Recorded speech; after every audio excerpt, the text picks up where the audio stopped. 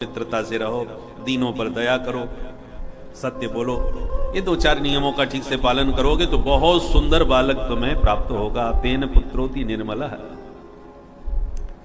इतना आशीर्वाद संत का प्राप्त करके महात्मा वो ब्राह्मण देवता तो प्रसन्नता के मारे नाचते हुए घर पहुंचे। दूर से ही आवाज लगाई, अरे सुनती हो, देख तेरे लिए क्या लाया हूं। पंडितानी भीतर से भागती हुई बाहर आई। आज सवेरे से ही गायब है, लगता कोई तगड़ा माल लेके आ रहे हैं कहीं दूर से। क्या लाए हो जी? तो पंडितानी जी के हाथ में फल देते हुए पंडित जी बोले, सुनो ये बहुत सुंदर फल है, जल्दी से खा ले। पंडितानी ने माथा पकड़ा, हे भगवान, गला फाड़ के तो ऐसे बुला रहे थे जैसे वट सावित्री व्रत में मेरे लिए 9 लखा हार लेके आए हो।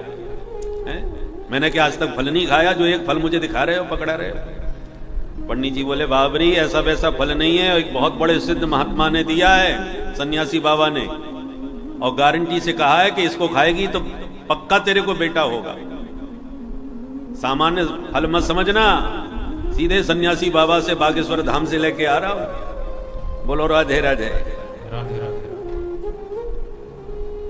अब पंडितानी जी ने मन में सोचा, वो तो धुंधली ठहरी, उसने सोचा किसी बाबा जी से मेरे ऊपर कुछ जादू टोना करवा रहे, मैं तो ऐसे नहीं खाने वाली, सोच समझ के खाऊंगी। तो तुरंत हाथ जोड़ के बोली, सुनो महाराज, ये फल आप ले आए, बड़ी अच्छी बात है, अब मैं नहाऊंगी, पूजा पाठ करूंगी, ठाकुर जी का भोग लगा के तब पाऊंगी, ताकि हमारा बच्चा बहुत अच्छा हो। इस ढंग से समझाया कि पंडित जी को समझ में आ गई बात। ठीक है, नहा धो के खा लेना, पर खाना जरूर। बोले, हाँ महाराज निश्चिंत रहो। विश्वास करके पंडित जी ने तो फल पकड़ा दिया और देवी जी ने फल नहीं खाया। चुपचाप एकांत में फल लेके बैठ गई, सोचने लगी, हे भगवान, मैं खाऊं कि ना खाऊं। इतने में पड़ोसिन आ गई, अरे धुंधली बहन क्या सोच रही है बैठी बैठी? तो पूरी कहानी सुना दी। अरे बहन तू खूब आई गई, मैं बड़े धर्म संकट में हूं, किसी बाबा जी ने ये फल पकड़ा दिया, कह रहे हैं इसको खाने से बेटा हो जाएगा। बहन तू बता, फल खाने से कहीं बेटा बेटी होते? ये सब बकवास, मुझे इन सब बातों पर विश्वास नहीं होता। पड़ोसिन समझाने लगी, देख बहन, फल खाने में बुराई क्या है, कोई नुकसान तो करेगा नहीं। अरे फायदा होगा तो हो जाएगा, नहीं होगा तो कोई बात नहीं, फल ही तो है, खाने में इतना सोचने की क्या बात है? मेरी दृष्टि से तुझे फल खाना चाहिए। धुंधली बोली, ठीक है बहन, अब तू कह रही है तो चलो खा ही लेती, पर मुझे डर बहुत लगता है। बोले, इसमें डरने की क्या बात है? बोले, कहीं सचमुच महात्मा का आशीर्वाद सफल हो गया, फल खाने से मैं गर्भवती हो गई तो? पड़ोसी ने बोली, ये तो खुशी का समाचार होगा, प्रसन्नता की बात होगी। धुंधली बोली, प्रसन्नता बाद में होगी, मुझे तो ये सोच के डर लग रहा है, मैं कहीं गर्भवती हो गई तो मैंने तो ऐसा सुन रखा है, गर्भवती स्त्री भाग नहीं सकती। तो बहन कहीं घर में आग लग गई या भूकंप आ गया तो सब निकल के भाग जाएंगे, मैं कैसे भाग पाऊंगी उस अवस्था में? पड़ोसी ने बोली, तू पागल भैया, अभी से इतनी फालतू बातें क्यों सोच रही है? अरे शुभ विचार मन में ला, कहीं कुछ नहीं होने वाला, 9 महीने की बात है, सब ठीक हो जाएगा, भगवान का नाम लेके फल खा ले। अच्छा बहन, मैंने एक बात और सुनी है। क्या? बोले, गर्भवती स्त्री को बहुत काम नहीं करना चाहिए, ये सही बात है क्या? पड़ोसी ने बोली, हाँ बात तो बिल्कुल सही है, पर तुझे क्या जरूरत है बहुत काम करने की? बोले, बहन मेरे घर में कोई नौकर चाकर नहीं है, मैं नहीं करूंगी तो मेरे घर का काम कौन करेगा फिर? पड़ोसी ने बोली, एक काम कर, तू अपनी ननद को बुला लेना। भाई तू माँ बनेगी तो तेरी ननद भी तो बुआ बनेगी, और जब वो बुआ बनेगी तो तुझे उससे कुछ ना कुछ तो बधाई देनी पड़ेगी। जब देना ही देना है तो 4 महीने पहले बुला करके उसी से घर के काम करवाओ, फिर जो बन पड़े सो दे के खुश कर दो। धुंधली बोली, बहन तू मेरी ननद को नहीं जानती, वो महा चोटी है, कहीं उसके भरे में घर, उसके भरोसे घर छोड़ दिया तो हो गया मेरे घर का कल्याण। पड़ोसी ने बोली, तो अपने पास कोई नौकर चाकर कुछ दिन के लिए रख लेना, घर के काम तो होती रहेंगे बहन, परंतु फल तो खा ले, भाग्य से तेरे को मिला है। धुंधली बोली, तो एक बात का डर और है। क्या? मैंने सुना है सुखदेव जी महाराज मां के पेट में 12 साल तक रहे थे, क्या ये सही बात है? पड़ोसी ने बोली, सुनी तो मैंने भी है, रहे होंगे। धुंधली बोली, तो इतना बड़ा खतरा मैं मोल नहीं ले सकती, मेरा बच्चा कहीं 4-5 साल भी रह गया तो मैं तो जीते जी मर लूंगी। सुखवत निविषेद गर्भम तदा में मरणम भवे एवं कुतर्क योगेन तत्फलम नैव भक्षितम। सनकादि कहते, नारद जी उसने इतने कुतर्क कर डाले कि किन तर्कों के बल पर अंत में कहा, मैं तो अपने जीवन को खतरे में नहीं डालूंगी, और तत्फलम नैव भक्षितम, उस फल को उसने नहीं खाया। और पतिदेव से झूठ बोल दिया, महाराज मैंने फल खा लिया है, और जब से फल खाया है खूब फायदा हो रहा है। पंडित जी भोले वाले बड़े खुश हो गए, प्रसन्न हो गए। कुछ ही समय में इसकी छोटी बहन अचानक मिलने आई, तो इसने पूरी कहानी उसको भी सुनाई। अब छोटी बहन अपनी जुगाड़ में थी, वो यही चाहती थी कि धुंधली के कोई बेटा ना हो, क्योंकि मेरे घर में कई बच्चे हैं मेरे, कहीं इसने मेरा बेटा गोद ले लिया तो इसकी सारी संपत्ति मुझे प्राप्त हो जाएगी। इसलिए उसने धुंधली को और डरा दिया, बहन धुंधली तू पागल भई है, फल खाने से कहीं बेटा बेटी होते हैं, सब बकवास। तुम्हारे पतिदेव पर बेटे का भूत चढ़ा हुआ है। अच्छा तू एक काम कर, तुझे बेटा चाहिए तो मेरे पहले ही बहुत बच्चे हो चुके हैं और एक बच्चा और होने वाला है जो पेट में है। मैं तुझे वचन देती हूं कि अब की बार जो मेरा बच्चा होगा वो अभी से तेरा है, तुझे चुपचाप दे जाऊंगी, किसी को खबर नहीं पड़ेगी, और ये फल तू अपनी गैया को खिला दे। कितने साल से घर में बंधी पड़ी है, बच्चा तो उसके होता नहीं। कि तो बाबा जी के फल में कोई दम खम है तो गाय को खिला के देख लो क्या होता है, तो बाबा के फल की परीक्षा भी हो जाएगी और तुझे बेटा भी मिल जाएगा। धुंधली बोली, बा बहन, बहन हो तो तेरी जैसी है, 1 मिनट में मेरी सारी समस्या खत्म कर दी तूने। और छोटी बहन की बातों में आके गाय को फल खिला दिया। पंडित जी बेचारे एक एक दिन गिन रहे थे। समय पाकर के छोटी बहन के बेटा हुआ और उसने चुपचाप रात में आके धुंधली को दे दिया। धुंधली ने वो बच्चा पतिदेव को दिखा दिया, देखो स्वामी मुझे बेटा हो गया। इतना सुन के पंडित जी तो खुशी में नाचने लगे। पूरे गांव वालों को बुला करके मिठाइयां बंटवाई, खिलाई सबको। और उसके 3 महीने बाद साधेनु सुसवेर भकः, पंडित जी की गाय के भी बेटा हो गया। सर्वांग सुंदरम दिव्यम निर्मलम कनक प्रभम, गाय का बेटा सर्वांग सुंदर परम मनोहर। पूरा गांव उमड़ पड़ा, भाई भगवान देते हैं तो छप्पड़ फाड़ के देते हैं। पंडित जी एक बच्चे के लिए तरस रहे थे, अब तो गैया के भी बेटा हो गया। भाई हमने तो जिंदगी में पहली बार सुना है कि गाय के भी बेटे होते हैं। भाग्योदयो धुना जाता आत्मदेवस्य पश्यत, धैनवा बाल प्रसूतस्तु दैव रूपी कौतुकम। पंडित जी का आनंद दुगुना हो गया, 2 बेटे हो गए, एक अपना एक गाय का। नामकरण किए, गाय के बेटे के कान थोड़े लंबे लंबे गैया जैसे थे, इसलिए नाम रख दिया गौकर्ण। और अपने बेटे का नाम सोचने लगे तो धुंधली खड़ी हो गई, आप सबके नाम आप ही क्यों रखोगे? पेट में मैंने रखा है अपने बच्चे को तो मैं ही उसका नाम रखूंगी। अच्छा बोल क्या नाम रखेगी? बोले मेरा नाम धुंधली, मेरे बच्चे का नाम धुंधकारी होना चाहिए। ठीक है, जैसी तुम्हारी मर्जी। दोनों बच्चों ने बड़े होकर के खूब नाम कमाया, किंतु एक हुआ विख्यात तो दूसरा हुआ कुख्यात। गौकर्ण पंडितो ज्ञानी धुंधकारी महाखलः। गौकर्ण जी महान विद्वान, विद्वद वरेण्य महापुरुषों में गिने गए। और दूसरी तरफ धुंधकारी नंबर 1 का दुष्ट खल हुआ। खल, खल 2 अक्षर है, जिसके 2 ही काम है, खाना और लड़ना, खाए और लड़े, ऐसा खल हुआ धुंधकारी। बचपन में चोरी करने लगा, फिर बड़े होके डकैती डालने लगा, अपहरण करने लगा, लूटपाट करने लगा। ऐसी कोई बुराई नहीं जो धुंधकारी में न आई हो। अब इतनी शिकायतें धुंधकारी की आए दिन आने लगी कि पंडित जी सिर पकड़ के रोने लगे। क्व तिष्ठामि क्व गच्छामि को मे दुखम व्यपोहये, प्राणास्त्यजामि दुखेन हा कष्टम मम संस्थितम। पंडित जी रोने लगे, कहां जाऊं, किसके पास बैठूं, किसको सुनाऊं? ऐसी जिंदगी से तो अच्छा कहीं जाके मर ही जाऊं। इस नालायक ने मुझे मुंह दिखाने लायक नहीं रखा समाज में। अब पुनः आत्महत्या करने के लिए पंडित जी दुखी होकर घर से निकल पड़े। पहले मरने जा रहे थे कि बेटा नहीं है इसलिए, अब मरने जा रहे हैं कि बेटा क्यों है, मुझे बर्बाद कर दिया इसने। जब दुखी होकर घर से निकले तो गौकर्ण जी ने देख लिए, हाथ पकड़ के रोक लिए और एक अंत में अपने पूज्य पिताजी को समझाने लगे। पिताजी ये बताओ, इस संसार में आप सुखी किसे समझते हैं? कोई सुखी नहीं है। नानक दुखिया सब संसार। ये संसार दुखालय है, दुख का घर है, जिसको देखो वही दुखी है। न चेन्द्रस्य सुखम किंचित न सुखम चक्रवर्तिनः। अरे सामान्य लोगों की छोड़ दो, चक्रवर्ती सम्राट से पूछोगे तो वो भी टेंशन में परेशान बैठे नजर आएंगे।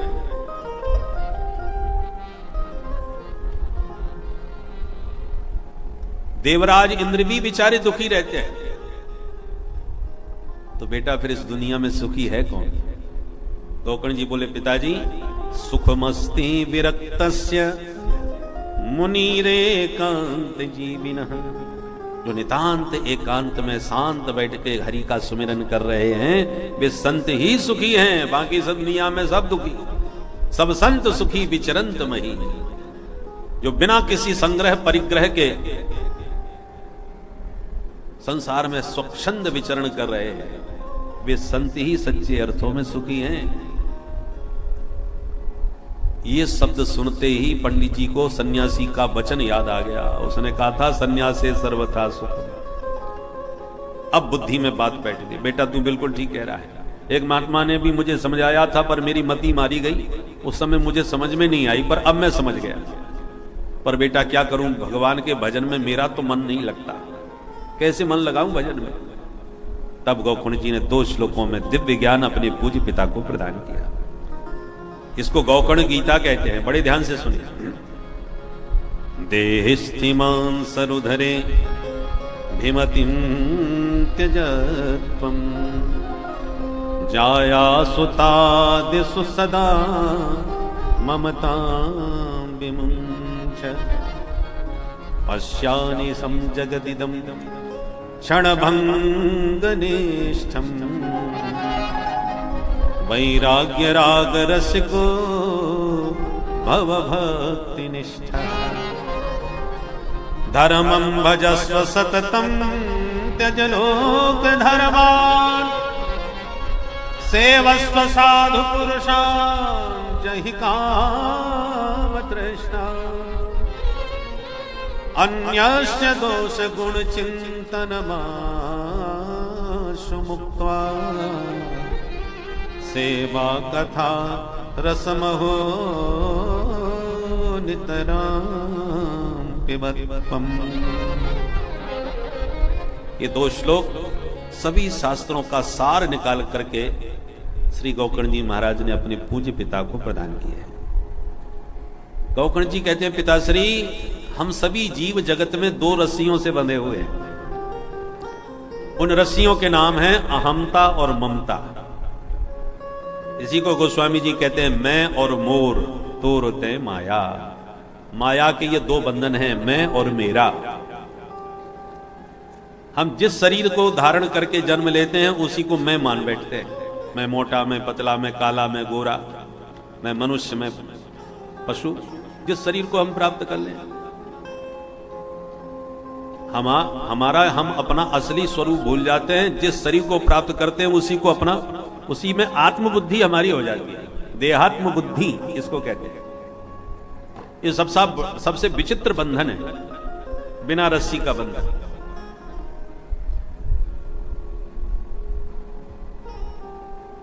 हम लोग माला पहनते हैं, फूल ही फूल नजर आ रहे हैं, पर माला बनी कैसे है? एक सूक्ष्म छोटे पतले से धागे में सब पिरोए हुए फूल हैं। धागा निकल गया कि फूल बिखर गए, माला टूट गई। धागा दिख नहीं रहा, पर उसी धागे में पिरोए हुए जो पुष्प हैं उसी से माला बन गई। उसी प्रकार हमारा मन हमको दिखाई नहीं पड़ता। किसी का मन आज तक किसी ने देखा क्या? किसी को नजर नहीं आता मन। पर मन के धागे में हमने जिन जिन को मेरा मेरा करके पिरो लिया, वही हमारा संसार रूपी माया बन गई, माला बन गई। मैं और मोर अपने मन में ये मेरा बेटा, ये मेरी पत्नी, ये मेरा परिवार, ये मेरा व्यापार, ये मेरी गाड़ी बंगला, जो भी हमने मेरा मेरा करके अपना माना, वही हमारा निजी परिवार बन जाता है, माया का परिवार। यदि किसी के मरने का ही कष्ट होता तो हजारों लोग प्रतिदिन मर रहे हैं। हम अखबार पढ़ के रख देते हैं, इतने मर गए, इतने मर गए। कोई कष्ट नहीं होता हमको किसी के मरने का। परंतु हमारी माला में जो पुराया हुआ पुष्प है वो जब टूटता है तब हमको कष्ट होता है, हमारी माला खंडित हो गई। जिनको हम अपना मानते हैं मेरा मेरा करके, उनमें से कोई जब संसार छोड़ता है तब हमारे मन को पीड़ा पहुंचती है, क्योंकि वो हमारे मन की माला का मनिका है, मोती है। इसलिए मैं और मेरा, बस ये दो ही बंधन के मूल कारण है। विवेक पूर्वक इस मैं और मेरे से मुक्त होना चाहिए। शरीर की आसक्ति कब छूटेगी? जब शरीर पर बार बार विचार करोगे। ये शरीर क्या है जिसको आप आत्मा समझे बैठे हो, अपना मैं मान बैठे हो? ये शरीर वस्तुतः है क्या? पंचायती धर्मशाला है। जगह जगह पुराने जमाने में गांव गांव में छोटी मोटी धर्मशाला बनाई जाती थी। गांव के पंच लोग मिलकर थोड़ा थोड़ा दान करके पंचायती धर्मशाला बन जाती थी।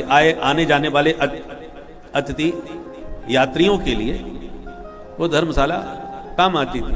यात्री आते थे, रहते थे, काम करके चल देते थे, सराय बन जाती थी धर्मशाला। ऐसे ये जो शरीर है ये भी धर्मशाला है पंचों की। किन पंचों की?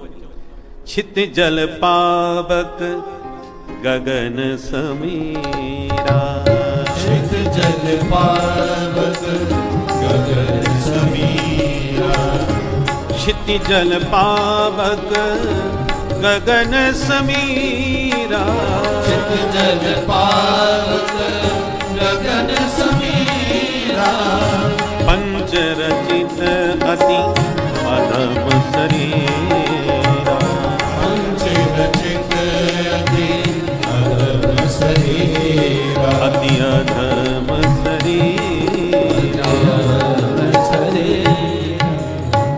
यह है पंचों की पंचायती धर्मशाला।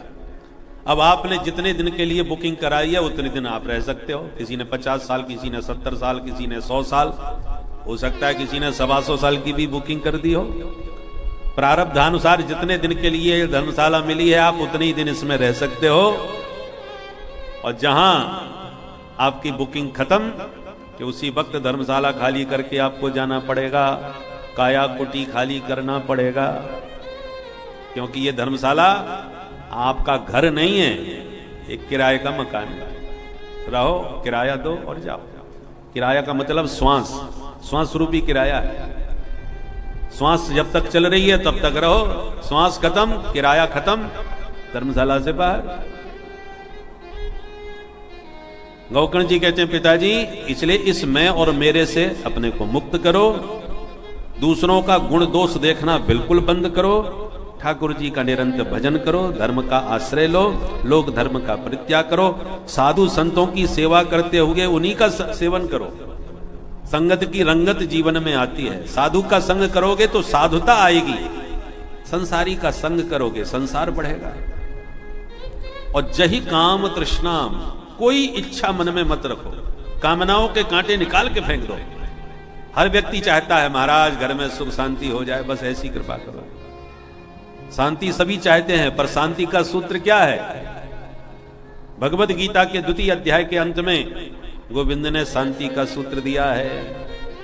विहाय कामान्य सर्वान् पुमांश्चरति निस्पृह निर्ममो निरहंकार सशांतिम् अधिगच्छति।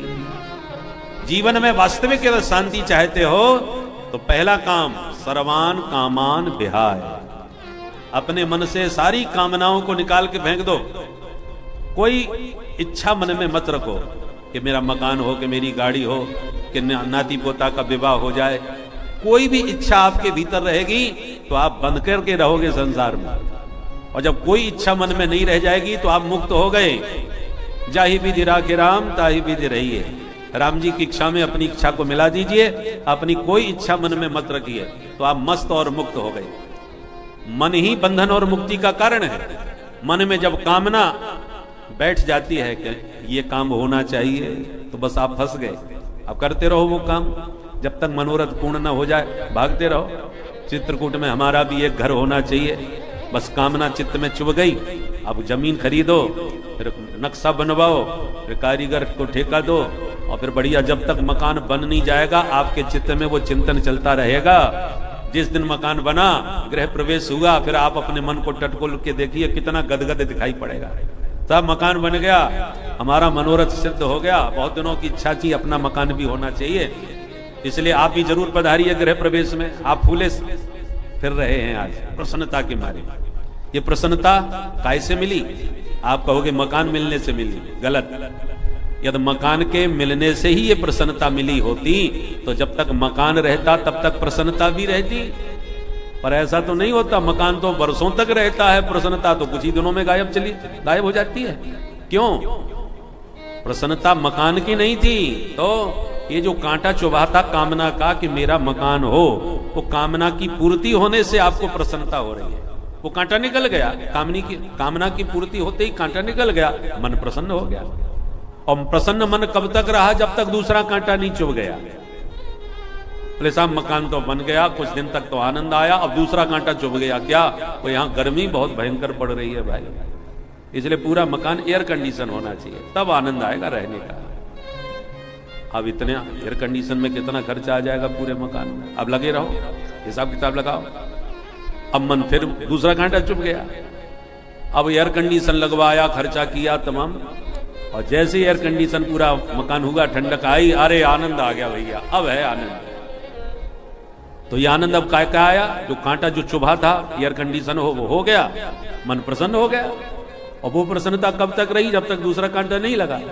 बोले साहब एयर कंडीशन मकान तो बहुत बढ़िया है, परंतु यहां से आने जाने में बड़ी दिक्कत होती है, एक बढ़िया सी गाड़ी होनी चाहिए। और इसी प्रकार हम कांटे पर कांटे लगाए जाते हैं और अपना चित्त अशांत किए रहते हैं। सोच के देखिए, एक वो अवधूत हैं जिनके पास ना रहने को मकान, ना खाने का ठिकाना, वृक्ष के नीचे पड़े हुए हैं मस्ती में, और फिर भी उन्हें कोई टेंशन नहीं, कोई कामना नहीं, कोई इच्छा नहीं, इसलिए बिल्कुल मस्त और स्वस्थ रहते हैं। सब संत सुखी विचरंत मई, कुछ नहीं उनके पास। चाह गई चिंता मिटी, मनुआ बेपरवाह, और जाको कछु न चाहिए, सो ही सहंसा। है कुछ भी नहीं, पर सहंसाओं के भी सहंसा। राजा एक क्षेत्र विशेष का होता है, वहीं उसका चलावा चलता है, परंतु जिनके पास कुछ भी नहीं है वे संत महाराज कहलाते हैं। अरे आइए महाराज जी, महाराज जी, महाराज बन जाते हैं, क्योंकि है कुछ भी नहीं और चाहिए भी कुछ नहीं। भिक्षुक और भिखारी में क्या अंतर है? भिखारी के पास भी कुछ नहीं होता, एक साधु जो भिक्षुक होता है उसके पास भी कुछ नहीं होता, और दोनों में बहुत बड़ा अंतर है। क्या? भिक्षुक के पास कुछ नहीं है, परंतु वो चाहता भी कुछ नहीं है, और भिखारी वह है जिसके पास है कुछ नहीं पर चाहता बहुत कुछ है। इसलिए जहां से उसे आशा लगती है इनसे कुछ मिलेगा, बस उन्हीं के पीछे लग जाता है कि बाबूजी कुछ सेवा कर दो कुछ।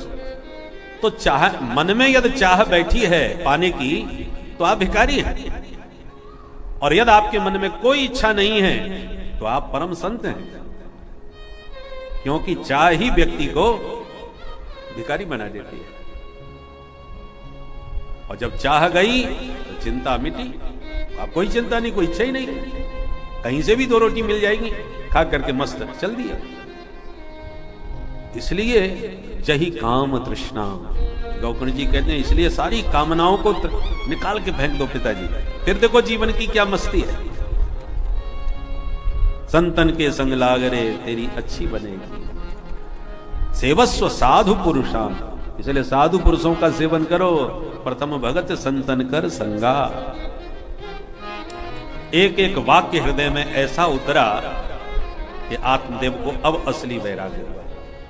एवं सुतोक्ति वसतो विगृहम विहाय, पुत्र के वचन हृदय में उतर गए और तुरंत उसी क्षण सब कुछ छोड़ करके आत्मदेव ब्राह्मण जंगल में निकल गए। और श्रीमद् भागवत के 10वें स्कंद का स्वाध्याय करते हुए गोविंद के चरणों में चित्त लगा करके आत्मदेव का उद्धार हो गया। अब पिताजी के जाने के बाद धुंधकारी ने माताजी को मारना पीटना चालू किया। माताजी माल बताओ किधर है? पिताजी सब तुम्हें बता के गए होंगे, इसलिए जल्दी निकालो, नहीं बहुत बुरी तरह मारूंगा। जब मां को लाठी दिखाई तो मां घबराई और दुखी होकर एक दिन रात में 12 बजे घर छोड़ के भाग गई। अब भाग के बेचारी जाए कहां? कुछ समझ में नहीं आया तो कुआं में गिर के आत्महत्या कर ली। गोकर्ण जी को जब सवेरे पता चला कि माता जी कुआं में गिर गई और पिताजी जंगल चले गए, अब हम ही बचे। दुष्ट संग जन दे विधाता, अब इस दुष्ट के साथ रहना ठीक नहीं, हमको परेशान करेगा। इसलिए वो तीर्थ यात्रा करने के बहाने घर छोड़ के निकल गए, हम तीर्थ यात्रा पर जा रहे हैं। अब धुंधकारी परम स्वतंत्र अकेला घर में बोर होने लगा तो 5 वैश्याओं को घर में लाके बैठा लिया, चोरी डकैती का माल ला ला के उनको प्रसन्न करने लगा। एक दिन तगड़ी चोरी करी राजघराने में, और जब हीरे जवाहरात दिए तो 5 ने रात में मीटिंग करी और आपस में बोली कि ये राजघराने में चोरी करके लाया है, अब ये बचने वाला नहीं है, राजा इसको छोड़ेगा नहीं, और जिस दिन पकड़ा गया तो ये तो मरेगा, इसके साथ हम भी मरेंगे, क्योंकि सारा माल तो इसका हमारे पास है। इसलिए राजा मारे उससे पहले ये काम अपनी क्यों ना कर दो। उसी रात इसको रस्सियों में सोते सोते पलंग में बांध दिया, और जैसे इसका गला दबाया तो इसने चिल्लाने की कोशिश करी, तो पड़ोसी न जग जाए इस डर से एक चूल्हे से आग के अंगारे भर लाई बर्तन में, और जैसे ये चिल्लाया मुंह फाड़ के तो सारे अंगारे इसके मुंह में भर दिए, और तड़फा तड़फा के 5 ने मिलकर के धुंधकारी की हत्या कर दी। सनकादिक कहते नारद जी, स्त्रीणाम नैवतु विश्वासः दुष्टानाम कारेद बुधा। पैसों पर बिकने वाली स्त्री पर कभी भूल के भरोसा मत करना, नहीं तो गति धुंधकारी जैसी होगी। धुंधकारी मारा गया और आत्मी गड्ढा खोद करके उन 5 ने अपने उसी घर में दफना दिया, गाड़ दिया, और गोबर का लेप लगा के सवेरे तक ठिकाने लगा दिया, और मान लेके 5 गायब। जब ये घटना गोकर्ण जी को पता चली तो गया में जाकर के भैया के नाम का पिंडदान किया, श्राद्ध किया, लौट के अपने घर आ गए। गोकर्ण जी जब घर आए तो घर में आराम कर रहे थे कि अचानक रात के 12 बजे एक भेड़ का बच्चा दिखा तो डंडा से उसे भगाने लगे। पर जैसी उसको भगाया कि वो भेड़ का बच्चा एकदम हाथी बन गया, फिर भैंसा बन गया, फिर अग्नि बन गया, फिर मनुष्य बन गया। गोकर्ण जी बोले, कौन हो भैया, ऐसे हमको क्यों डरा रहे हो? तो बड़ी जोर जोर से रोने लगा।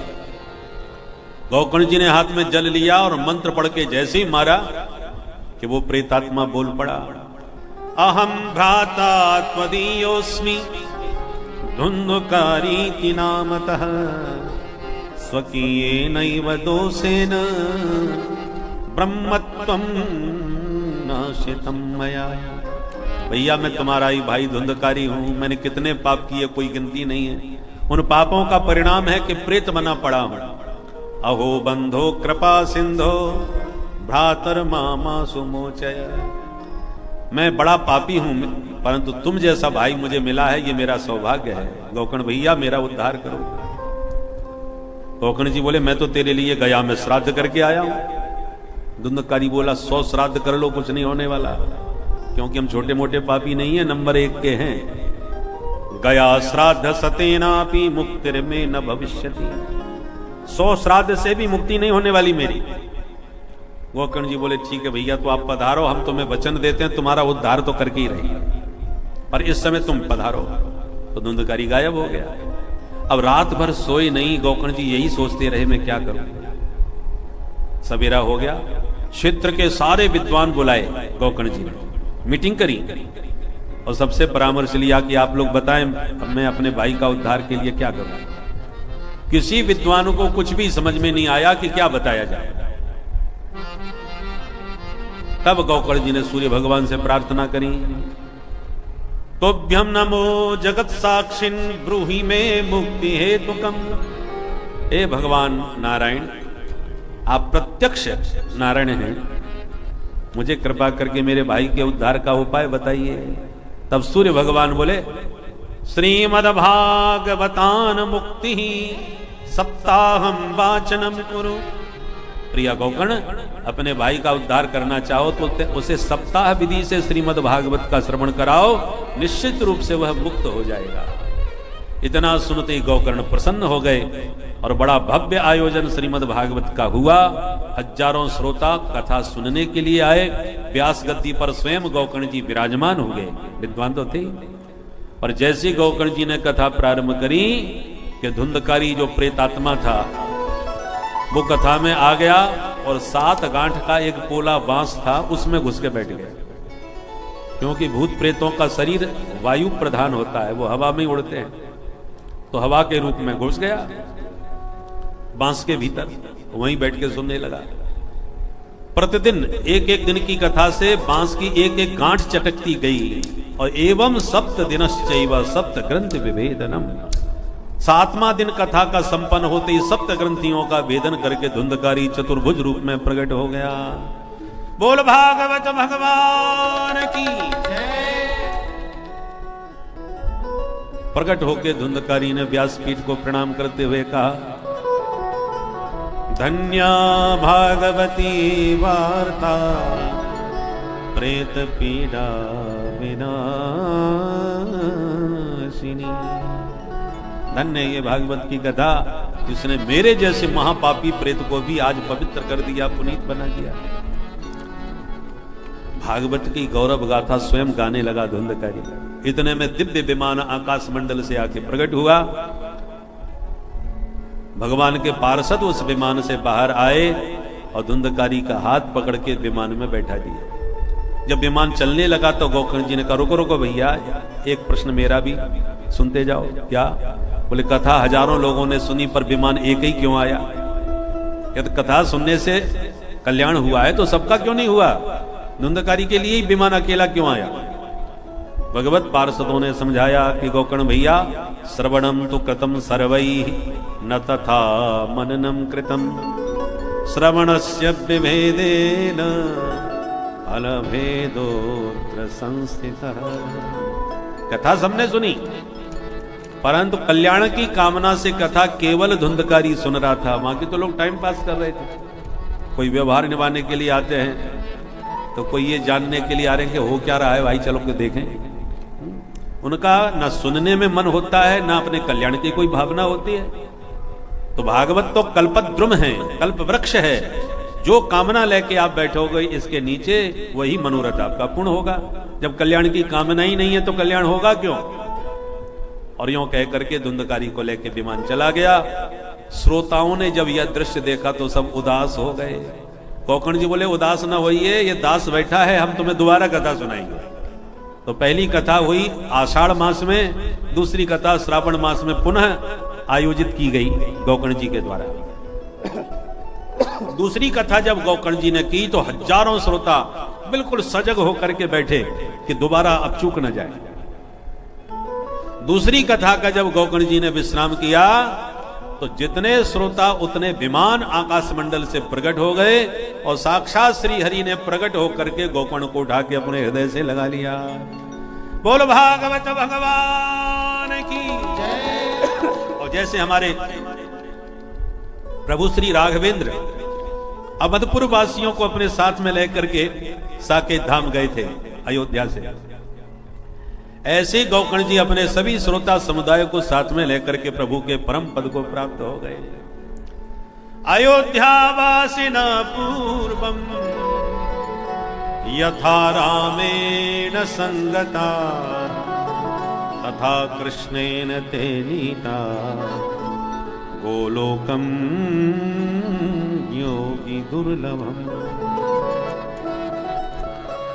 सनकादिक कहते नारद जी, अब तुम ही बताओ, जब धुंधकारी जैसा महापापी प्रेत योनि में पड़ा होने पर भी पवित्र हो गया कथा सुन करके, तो छोटे मोटे पापी कोई तर जाए तो इसमें कौन आश्चर्य की बात है?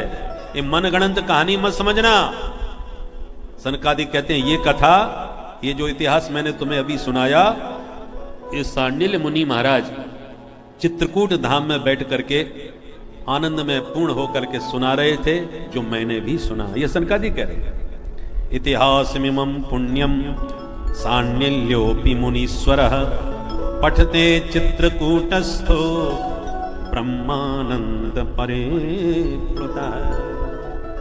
तो चित्रकूट धाम में ये कथा सांडिल्य मुनि ने कही थी, जिसे आज मैंने तुम्हें सुनाया। ये कथा की प्रामाणिकता प्रस्तुत करी सनकादिकों ने। मनगणंत कहानी मत समझना, एक सांडिल्य जैसे ऋषि की कही हुई ये कथा है। अब तुम ही बताओ, धुंधकारी से बड़ा पापी कौन होगा? जब वो तर गया तो हम और आप क्यों नहीं कल्याण अपना कर सकते?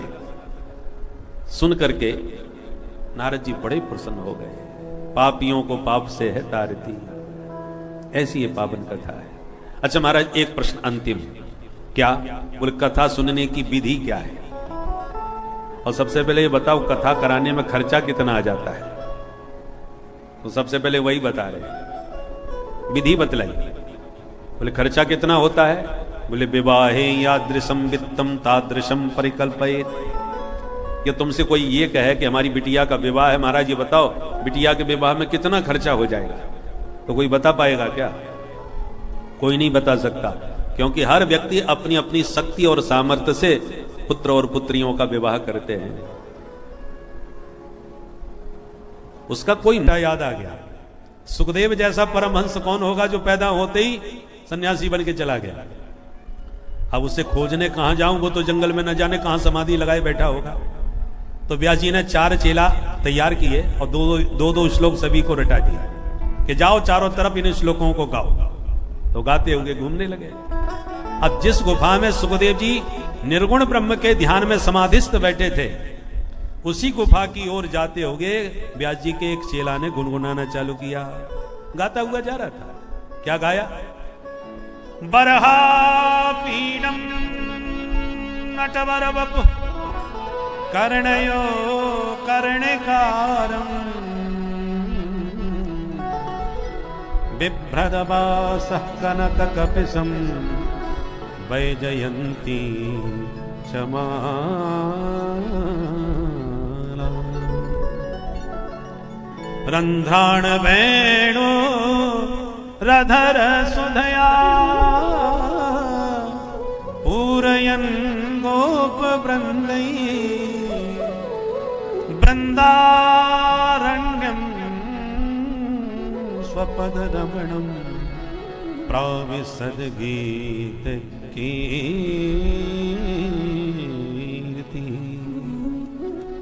ये 10वें स्कंद के 21वें अध्याय का 5वां श्लोक है, जिसमें गोपियां गोविंद की रूप माधुरी का वर्णन कर रही हैं। वो बंसी वाले कैसे हैं?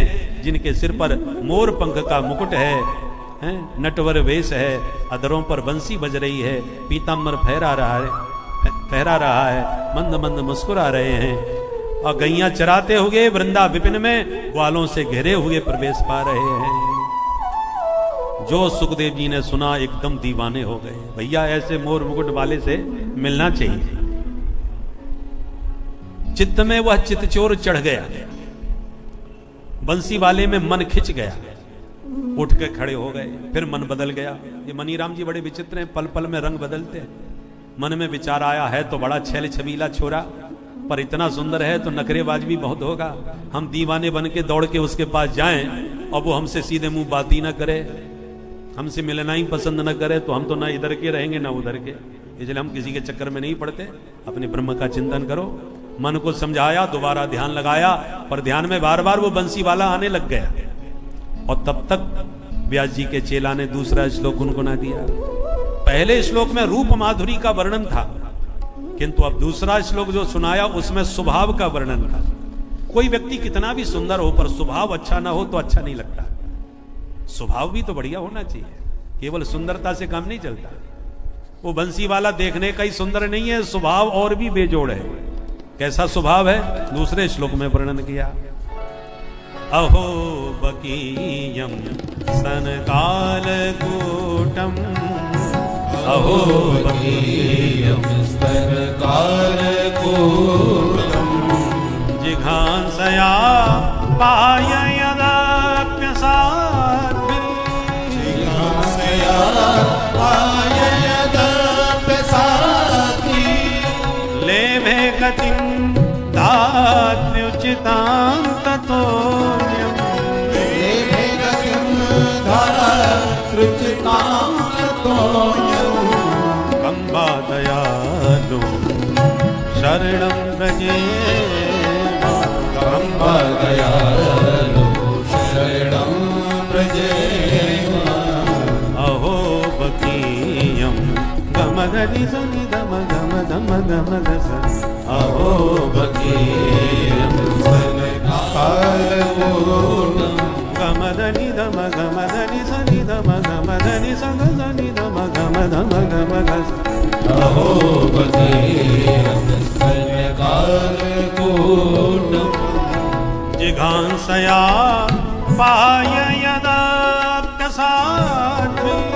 जिघांसया पाय यदाप्यसाध्वी सगसनि सनि धनि धम धम गम ग सग स गम धनि सा सा गम धनि सा स गम ग सनि धम गम धनि सा गम धनि सा गम धनि सा जिघांसया पाय यदाप्यसाध्वी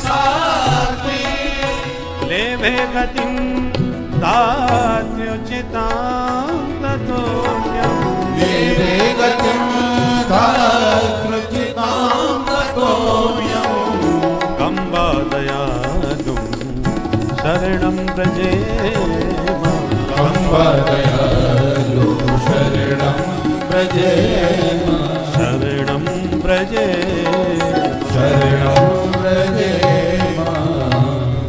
बोल बंसी वारे की जैसे ही सुना कि अहो आश्चर्यम इयम बकी, जो गोविंद केवल देखने के ही सुंदर नहीं है, स्वभाव कैसा है कि बकी माने पूतना, जो महापापनी पूतना बकासुर की बहन बकी अपने दोनों स्तनों में कालकूट जहर लगा के गोविंद को विषपान कराने के लिए आई थी, किंतु फिर भी उस पापनी के सारे पापों पर पर्दा डाल के प्रभु विचार करने लगे, बुरी भली जैसी भी हो रिश्ते में मेरी मौसी है। मामा की बहन कौन लगेगी भाई? मामा की बहन मौसी। तो मामा है हमारे कंस, और कंस मामा की मुंह बोली बहन पूतना, तो हमारी लगी मौसी। और मौसी का अर्थ क्या होता है? मां जैसी, मां के समान जो हो वो मौसी। तो प्रभु ने कहा मेरी मौसी मुझसे मिलने आई और मां जैसा ही काम कर रही है। एक मां ही है जो बच्चे को गोद में लेके अपना स्तनपान करावे, तो मौसी ने भी मुझे बड़े प्यार से गोद में लेके स्तनपान कराया है। तो मौसी ने जब मां जैसा काम किया है तो मौसी को मां जैसी ही गति मिलनी चाहिए। और उसके सारे पापों पर पर्दा डाल के प्रभु ने लेभे गतिम धातृचिताम, धात्री माने माता, मां के समान गति मौसी को पूतना को प्रदान कर दी। कंबा दयालु, ऐसा दयालु संसार में कोई दूसरा हो सकता है? जो मारने के लिए आई उसे भी मौसी मान करके मां जैसी गति प्रदान कर दी।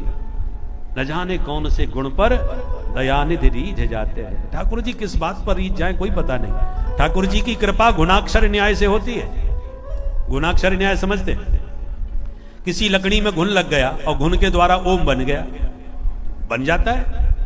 अब उस घुन के द्वारा बने हुए ओम को देखकर कोई दूसरा व्यक्ति सोचे कि मैं भी अपनी लकड़ी पर ऐसे ही घुन से ओम बनवाऊंगा, तो टनों लकड़ियां बर्बाद घुन में कर दो फिर भी वैसा ओम बन जाएगा, इसकी कोई गारंटी नहीं है। बनना था बन गया। उसी प्रकार भगवान ने जिस पर जिस विधि से कृपा करी वैसे ही कृपा आप पर भी होगी, इसकी कोई गारंटी नहीं है।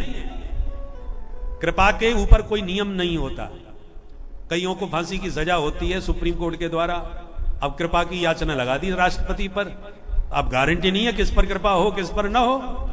कृपा स्वतंत्र होती है, जिस पर चाहे हो जाए, ना हो तो ना हो। आप उसके ऊपर कानून कोई काम नहीं करेगा, कृपा स्वतंत्र होती है। उसी प्रकार कर्म का कानून है, जैसा करोगे वैसा भरोगे। आपने जैसा कर्म किया है वैसा फल भोगो, ये परमात्मा का कानून है, भोगना पड़ेगा। परंतु भगवान की कृपा स्वतंत्र है, वो बड़े से बड़े पापी पर भी कृपा कर सकते हैं, सारा कानून किनारे कर देते हैं। उनकी कृपा जिस पर होना चाहे हो जाए। इसलिए आप भगवान पर उंगली नहीं उठा सकते, तुमने पूतना पर कृपा क्यों करी, तुमने उस गीध पर कृपा क्यों करी, करनी थी कर दी। तो कृपा गुणाक्षर न्यास से किसी पर भी हो सकती है। इसलिए बड़े बड़े भक्त, बड़े बड़े संत साधक भी कहते हैं पापो हम पाप कर्मा हम पापात्मा पाप संभव। महाराज हमें कोई पुण्य नहीं किया, हम तो महापापी हैं, नंबर 1 के हैं। आपकी कृपा के बल पर निर्भर हैं। आपकी कृपा का कृपांक मिलेगा तभी पास हो सकते हैं। हमारी सामर्थ्य नहीं है जो इस जीवन की परीक्षा से पास हो सके, जबकि वो ऐसा पाप करते नहीं है। फिर भी संत कहते हैं मोसम कौन कुटिल खल कामी, अपने को फिर भी पतित से अधमाधम बताते हैं ताकि भगवान की कृपा करुणा हमारे ऊपर बरसे। जो नोट कहीं ना चलता हो वो ठाकुर जी के दान पात्र में चल जाता है, प्राय देखने को मिलता है। उसी प्रकार जिसकी कहीं कोई गति नहीं है, ठाकुर जी के दरबार में खरे खोटे सब चल जाते हैं। कोई कैसा भी पापी हो, भगवान की शरण में सबका कल्याण है। बोल भक्त वत्सल भगवान की। जैसे ही सुखदेव जी ने ये दूसरा श्लोक सुना कि वो इतने करुणा वरुणालय हैं, तो छोड़ करके समाधि दौड़े दौड़े चले आए। भैया बड़े प्यारे प्यारे श्लोक गाए, जरा दो चार और गुनगुनाए दो। चेला ने हाथ जोड़ के कहा, हमारे गुरुजी ने 2 ही सिखाए थे, हमने तुम्हें दोनों सुना दिए भैया, और ज्यादा सुनने का मन है तो चलो हमारे गुरुजी के पास। बोले ले चलो भैया। तब सुखदेव जी छोड़ समाधि दौड़े दौड़े व्यास जी के पास आए और चरणों में प्रणाम करके बोले, प्रभु ये प्रसाद मुझे भी मिलेगा क्या? व्यास जी ने गदगद होकर के पुत्र को गले लगा लिया और मन में सोचने लगे, मुझे छोड़ के भाग गया था, मैं बेटा बेटा बन चिल्लाता हुआ पीछे भागा, नहीं आया। और गोविंद के गुणों का चमत्कार देखो, जिन गोविंद के गुणों ने चुंबक की तरह चित्त को चुरा करके मेरे पास पुत्र को बुला लिया और अध्यगान महदाख्यानम, अपने प्रिय पुत्र को पात्र समझ के भागवत का पूरा अमृत सुखदेव जी को पिला दिया व्यास जी महाराज ने। प्यार से बोलो जय श्री राधे। जय श्री। 2 कढ़ाई में बनी हुई मिठाई बड़ी रसीली होती है, जैसे इमरती है, जलेबी है, रसगुल्ला है। एक जगह सेका जाता है, दूसरी जगह चाशनी में डाला जाता है, तब वो रसीला बनता है, हैं? उसी प्रकार भागवत की ये जलेबी बना के करी तैयार व्यास जी महाराज ने। परंतु जब सुखदेव जी के सरस हृदय में ये मिठाई कुछ दिन पड़ी रही, उसके बाद सुखदेव जी के मुखारबिंद से परोसी गई परीक्षित के माध्यम से संतों के बीच, तो जिसने पाया वही इस रस का दीवाना होता चला गया। इसलिए समय पा करके जो सुखदेव जी ने अपने पिता से ये ज्ञान प्राप्त किया, वो परीक्षित को गंगा के तट पर प्रदान किया। सौनक जी ने हाथ जोड़ के प्रश्न कर दिया कि सुखदेव जी जैसे परमहंस गोदोहन काल से ज्यादा टिकने वाले नहीं किसी जगह। गोदोहन माने गाय को जितनी देर में दोहा जाए, उससे ज्यादा देर तक साधु को किसी गृहस्थ के घर नहीं टिकना चाहिए, रमते राम रहना चाहिए। तो सुखदेव जी जैसे परमहंस सम्राट परीक्षित के सामने 7 दिन बैठ के भागवत कैसे सुनाते रहे महाराज। और दूसरी बात, छोटे मोटे मंत्रियों को फुर्सत नहीं है कथा सुनने की, तो जो चक्रवर्ती सम्राट थे परीक्षित, उनको 7 दिन की फुर्सत कैसे मिल गई कथा सुनने की? तो ये कथा थोड़ा विस्तार से समझाइए कि परीक्षित ने 7 दिन बैठकर सुखदेव जी से भागवत क्यों सुनी। ये प्रश्न सुनकर के सूत जी बोले, ऋषियों अब कल तुम ठीक 4 बजे आओ, तब बताते हैं परीक्षित ने भागवत क्यों सुनी और सुखदेव जी ने क्यों सुनाई। आज सुखदेव जी का चरित्र सुनाया, कल आप परीक्षित का चरित्र विस्तार से सुनेंगे। और कल थोड़ा सा समास विधि से भी आगे चलेंगे, क्योंकि आज द्वितीय दिवस संपन्न हो रहा है, कल तृतीय दिवस में प्रवेश करके परसों चौथे दिन हमें नंद महोत्सव मनाना है। भगवान का जन्म महोत्सव भागवत के 10वें स्कंद में मनाया जाता है, और अभी हमारा पहला ही स्कंद चल रहा है। इसलिए थोड़ा सा आराम आराम से कथा कही जाए तो फिर तो मास पारायण हो जाती है, तो थोड़ा सप्ताह में शताब्दी दौड़ानी पड़ती है। तो आप लोग सावधान होकर के समय पर आने का प्रयास करें, ताकि हम भी अधिक से अधिक आनंद ले सकें और आप भी उसका लाभ अधिक से अधिक उठा सकें। आइए मिलकर हरि नाम संकीर्तन करते हैं और नाम की नौका में बैठकर भव सागर को पार करके फिर हम लोग आरती करेंगे। अरे पार करेंगे नैया भज कृष्ण कन्हैया, पार करेंगे नैया भज कृष्ण कन्हैया, पार करेंगे तेरी नैया भज कृष्ण कन्हैया, पार करेंगे नैया भज कृष्ण कन्हैया, कृष्ण कन्हैया दाऊ जी के भैया, कृष्ण कन्हैया दाऊ जी के भैया, कृष्ण कन्हैया बंसी बजैया, कृष्ण कन्हैया बंसी बजैया, तेरी पार करेंगे नैया भज कृष्ण कन्हैया, पार करेंगे नैया भज कृष्ण कन्हैया, बाल कृष्ण गोपाल हमारो, बाल कृष्ण गोपाल हमारो, बाल कृष्ण गोपाल हमारो, बाल कृष्ण गोपाल हमारो, ब्रजवासिन को प्राण प्यारो, ब्रजवासिन को प्राण प्यारो, हरे नंद महर को छैया भज कृष्ण कन्हैया, नंद महर को छैया भज कृष्ण कन्हैया, तेरी पार करेंगे नैया भज कृष्ण कन्हैया, तेरी पार करेंगे नैया भज कृष्ण। श्री राधे।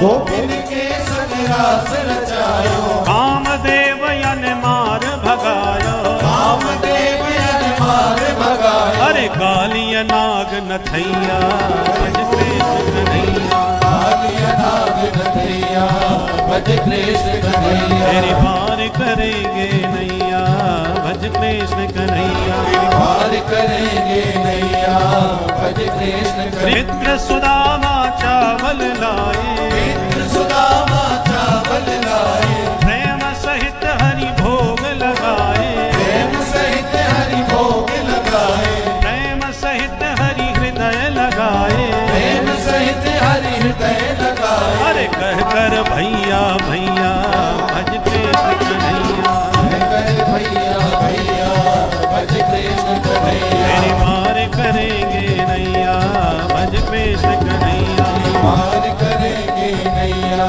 भज कृष्ण कन्हैया। राधे राधे गोविंद गोविंद राधे, राधे राधे गोविंद गोविंद राधे, राधे राधे राधे राधे गोविंद राधे, राधे राधे राधे राधे गोविंद राधे, गोविंद राधे गोपाल राधे, गोविंद राधे गोपाल राधे, गोविंद राधे गोपाल राधे, गोविंद राधे गोपाल राधे, गोविंद राधे गोपाल राधे, गोविंद राधे गोपाल राधे, गोविंद राधे गोपाल राधे, गोविंद राधे गोपाल राधे, गोविंद राधे गोपाल राधे, गोविंद राधे गोपाल राधे, राधे राधे गोविंद गोविंद राधे, राधे राधे गोविंद गोविंद राधे, राधे राधे राधे राधे गोविंद राधे, राधे राधे राधे राधे गोविंद राधे, राधे राधे राधे राधे गोविंद राधे, राधे राधे राधे राधे गोविंद राधे, राधे राधे राधे राधे गोविंद राधे, राधे राधे राधे राधे गोविंद राधे, गोविंद राधे गोपाल राधे, गोविंद राधे गोपाल राधे, गोविंद राधे गोपाल राधे, गोविंद राधे गोपाल राधे, गोविंद राधे गोपाल राधे, गोविंद राधे गोपाल राधे, गोविंद राधे गोपाल राधे, गोविंद राधे गोपाल राधे, गोविंद राधे गोपाल राधे, गोविंद राधे गोपाल राधे, गोविंद राधे गोपाल राधे। गोविंद राधे। बोलो राधा गोविंद भगवान की जय कृष्ण कन्हैया लाल की जय श्रीमद् भागवत महापुराण की जय आज के आनंद की जय हो श्री चित्रकूट धाम की जय मंदाकिनी मैया की जय जय जय श्री राधे। आइए सभी भक्त अपने स्थान पर खड़े होकर भागवत भगवान बोले विरक्तो वैष्णवो विप्रो वेद शास्त्र विशुद्ध कृत दृष्टांत कुशलो धीरो वक्ता कार्योति निष्प्रह। पहली बात, वैराग्य से परिपूर्ण व्यास होना चाहिए, जिसके भीतर वैराग्य भरा हो, क्योंकि जो संसारी प्रपंची वक्ता होगा वो प्रपंच की ही बातें ज्यादा करेगा, और कथा सुनी जाती है निष्प्रपंच होने के लिए, तो प्रपंची वक्ता नहीं होना चाहिए, निष्प्रपंच वैराग्य से युक्त वक्ता होना चाहिए, पहली बात। दूसरी बात, ब्राह्मण होना चाहिए। तीसरी बात, वैष्णव होना चाहिए, भगवान का भक्त होना चाहिए। चौथी बात, शास्त्र का ज्ञाता होना चाहिए, शास्त्रज्ञ होना चाहिए। चौथी बात, दृष्टांत कुशल होना चाहिए, समझाने में चतुर होना चाहिए। विद्वान तो बहुत है और उसकी बात ही समझ, उसकी कही हुई बात ही हमारे पल्ले नहीं पड़ रही तो अभी बात नहीं जमेगी। समझाने में कुशल वक्ता होना चाहिए। ये तो श्रोता को कुछ भी पल्ले नहीं पड़ता तो इसमें व्यास की भी जड़ता मानी जाती है। वक्तु रेवे ही तज्जाड्यम श्रोता यत्र न बुध्यते। श्रोता की बुद्धि में कुछ समझ में नहीं आ रहा तो वक्ता की भी जड़ता है, इसलिए कुशल वक्ता होना चाहिए, समझाने में निपुण चतुर। और ऐसे वक्ता का विवेक पूर्वक चयन करके व्यास गद्दी पर बैठाए, विधिवत उसका पूजन करे सुखदेव जी की भावना से। जैसे पत्थर की मूर्ति की जब प्रतिष्ठा की जाती है तो पर हमें वो मूर्ति नजर नहीं आती, फिर साक्षात उसमें भगवान दिखाई पड़ते हैं।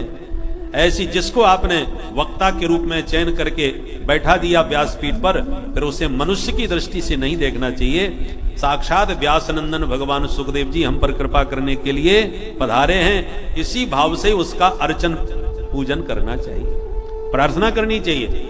शुकरूप प्रबोधज्ञ सर्वशास्त्र विशारद एतत् कथा प्रकाशेन मदज्ञानम विनाशय।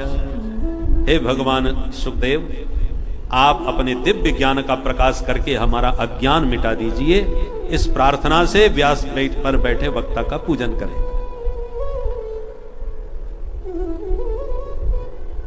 कथा में हरि नाम संकीर्तन करता रहे, क्योंकि ज्यादा भोजन हो जाए तो थोड़ा सा हाजमोला ले लेना चाहिए ताकि हजम भी हो गए। तो हरि नाम संकीर्तन हाजमोला का काम करता है। तो भगवान की कथा के साथ साथ थोड़ा सा हरिनाम संकीर्तन करे ताकि कथा पूरी तरह से हृदयंगम हो सके, आत्मसात हो सके। कीर्तन की बात सुनी तो बड़े प्रसन्न हो गए नारद जी। नारद जी ने तुरंत अपनी वीणा उठाई और कीर्तन के लिए छेड़ दिया राग मालकोश। और जैसे वीणा बजाई नारद जी ने तो प्रहलाद जी प्रकट हो गए ताली बजाते हुए। कीर्तन में ताली जरूर बजाना चाहिए। कीर्तन की ताली से भाग्य का ताला खुल जाता है। कीर्तन की ताली से पाप के पक्षी उड़ जाते हैं। राम कथा सुंदर कर तारी और संशय विहंग उड़ावन हरि। संशय भ्रम सब उड़ जाते हैं। कीर्तन में ताली जरूर बजाना चाहिए। कीर्तन में मौन कभी नहीं रहना चाहिए, चुप नहीं रहना चाहिए, गाना चाहिए। और कथा के बीच में बोलना नहीं चाहिए। कथा के बीच में बोले नहीं, कीर्तन में चुप रहे नहीं। और हम लोग उल्टा कर देते हैं, कथा के बीच में तमाम बातें करेंगे और कीर्तन के नाम पर एक दूसरे का मुंह देखेंगे, कौन क्या गा रहा है, कैसे गाएंगे।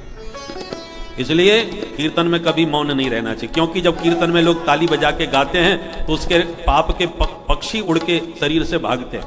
पाप निकल के भागता है, फिर भाग के जाता कहाँ है? जो कीर्तन में चुपचाप बैठे रहते हैं उनके सिर पर जाके वो पाप बैठ जाते हैं। बोलो राधे राधे। तो दूसरे के पाप हमारे सिर पर आते हैं, इसलिए कीर्तन के मंडल में कभी चुप नहीं बैठना चाहिए। प्रेम से ताली बजा के हरि का नाम लेना चाहिए। प्रहलाद जी ताली बजाने लगे, उद्धव जी आ गए मजीरा बजाते हुए। मजीरा, मजीरा का मतलब मजीरा में ही राम जी छुपे हो गए।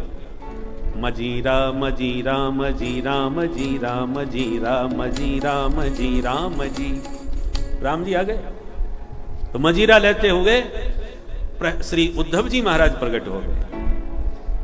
भगवान के परम प्रिय भक्त सखा अर्जुन भी प्रकट हो गए, जिन्होंने शास्त्रीय संगीत का खूब अध्ययन किया है। स्वर्ग में जाकर के बृहन्नला के रूप में संगीत सिखाया है उत्तरा देवी को, इसलिए संगीत के मर्मज्ञ हैं। राग करता अर्जुनो भूत, अर्जुन ने प्रकट होकर के संगीत के स्वरों में राग रागनियों का आलाप भरना प्रारंभ कर दिया। गायनम वादनम नृत्यम त्रयः संगीत मुच्यते। संगीत की 3 विधा हैं, गायन वादन और नृत्य। तो गायन कर रहे हैं अर्जुन, वादन की कमी थी तो देवराज इंद्र स्वयं स्वर्ग से प्रकट होकर मृदंग बजाने लगे। इंद्रो वादीन मृदंगम, देवराज इंद्र ने मृदंग बजाया तो सनकादिक जय जयकार करने लगे। भक्ति ज्ञान वैराग तीनों प्रकट होकर के ताता थैया करके नाचने लगे। ननर्त मध्य त्रकमेव तत्र, उसी समय व्यासनंदन भगवान सुखदेव जी ने प्रकट होकर के भागवत के श्लोकों को गाना प्रारंभ कर दिया। प्रहलाद स्थानधारी तन लगत तया चोद्धव कांस्यधारी, वीणाधारी सुरर्षि स्वर कुशलतया राग करता अर्जुनो भूत। इंद्रो वादीन मृदंगम जय जय सुकरा, कीर्तने ते कुमारा यत्राग्रे भाववक्ता सरस रचनया व्यासपुत्रो बभूव। अद्भुत अलौकिक नाम संकीर्तन प्रारंभ हो गया। आइए हम और आप भी प्रेम से ताली बजा के कुछ पल हरि नाम संकीर्तन करें, उसके बाद भागवत में प्रवेश करें। बोलो भागवत भगवान की जय, कृष्ण कन्हैया लाल की जय। दोनों हाथ उठा के प्रेम से ताली बजाते हुए कुंज में विराजे घनश्याम राधे राधे।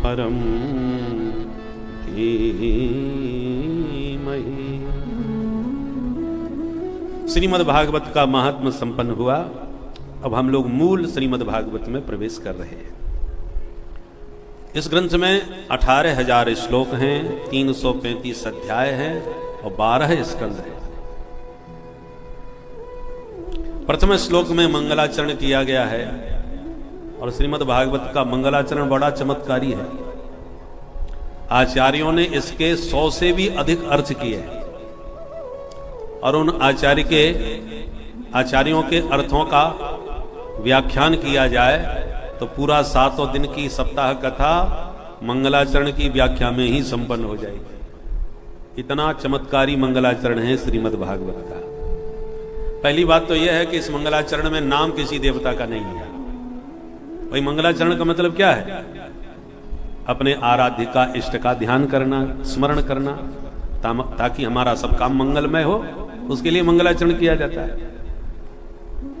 पर इस मंगलाचरण में नाम किसी का है ही नहीं कि आप राम जी की वंदना कर रहे हो, कि कृष्ण की, कि शिव जी की, कि दुर्गा मैया की, गणेश जी की। किसकी वंदना है? बोले सत्यम परम धीमहि। हम तो परम सत्य का ध्यान कर रहे हैं। वो परम सत्य है कौन भाई? बोले जिसको तुम मानते हो, सार्वभौम मंगलाचरण। क्योंकि मनुष्य मात्र के कल्याण की कामना से यह ग्रंथ प्रकट हुआ है। यदि केवल कृष्णम परम धीमहि कहे होते तो कृष्ण भक्तों का ही ग्रंथ बन के रह जाता। कृष्ण भक्त कहते कि श्रीमद् भागवत तो हमारे प्रभु का ग्रंथ है। रामम परम धीमहि कह देते तो कहते राम जी राम भक्तों का ग्रंथ है। सत्यम परम धीमहि इसलिए कहा कि ऐसा कोई नहीं जो सत्य का आदर न। अब आचार्यों ने बहुत सारे अर्थ किए हैं। अब चित्रकूट धाम में कथा हो रही है जहां पर राम जी महाराज वर्षों तक निवास किए हैं वनवासी बन करके। तो आज आपको श्रीमद् भागवत के मंगलाचरण का अर्थ राम परक ही कर देते हैं। इसी में कृष्ण जी की वंदना है, गणेश जी की वंदना है, सारे देवी देवताओं की वंदना इस ग्रंथ में, इस मंगलाचरण में। तो वैसे तो हम कृष्ण परक अर्थ ज्यादा करते हैं, परंतु चित्रकूट धाम में राम परक अर्थ करते, इसी में राम जी की वंदना। ध्यान से सुने। जनमाद्यस्य यतोऽन्वयादितरतश्चार्थे स्वविज्ञस्वराट् अस्य श्री रामस्य जनमाद्यस्य, अथवा यूं भी कह सकते हो आद्यस्य जन्मादि विकार रहतस्यापि यतः यस्मात् दशरथ ग्रहे जन्म। राम जी तो अजन्मा है, राम ब्रह्म परमार्थ रूपा, वो तो व्यापक ब्रह्म है, अज अविनाशी हैं। परंतु फिर भी जिन राम जी ने भक्तों का मनोरथ पूर्ण करने के लिए भक्त वांछा कल्पद्रुम है परमात्मा, इसलिए दशरथ जी के बेटा। पहले तो विश्वामित्र जी आए, सो उनको अपने साथ में ले गए यज्ञ रक्षा के लिए। वहां से लौट के आए तो फिर वनवासी बन करके चल दिए। अन्वयाद इतरतः, इतरत्र अन्वयात, इतरतः। देखो इतरतः के 2 अर्थ किए गए। जन्म के साथ भी इतरतः लगेगा, अर्थात जिनका जन्म सामान्य प्राणियों की तरह नहीं हुआ था। इतरतः माने इतर ढंग से हुआ, अलग ढंग से हुआ। अलग ढंग क्या होता है जन्म का? बोले संसारोत्पत्ति क्रियात इतरतः यथा चरु भक्षणात्। भगवान का जन्म कैसे हुआ? चरु भक्षण से। पुत्रेष्टि यज्ञ करवाया, अग्निदेव ने स्वयं प्रकट होकर के चरु दिया। उस चरु का भक्षण जब माताओं ने किया तब राम जी का प्राकट्य हुआ। तो पितरौ संबंधा भावात, माता पिता के संपर्क संबंध से तो संसारी बच्चों का जन्म होता है, पर भगवान का जन्म यज्ञ के चरु भक्षण से हुआ, इसलिए इतरतः। भगवान का जन्म संसार की क्रिया से इतर ढंग से हुआ। और अन्वयात इतरतः, जन्म के बाद जो अनुपश्चात अयात, कहां चले गए? बोले पितृ वाक्यानुकरणात वनम गतवान। जो अपने माता पिता की आज्ञा का पालन करने के लिए वनवासी बन करके चल दिए। पुत्र अनुवगात, कहां चले राम जी? बोले इतरतः चित्रकूट वासः, जिन्होंने अयोध्या से चल करके चित्रकूट में आकर के निवास किया। जन्माद्यस्य यतोन्वयादि तरतः, जन्म लिया अयोध्या में और वनवासी बन करके आ गए चित्रकूट धाम में। त्यक्त्वा सुदुस्त्यज सुरेप्सित राज्य लक्ष्मी, अयोध्या की सुरेप्सित राज्य लक्ष्मी का परित्याग करके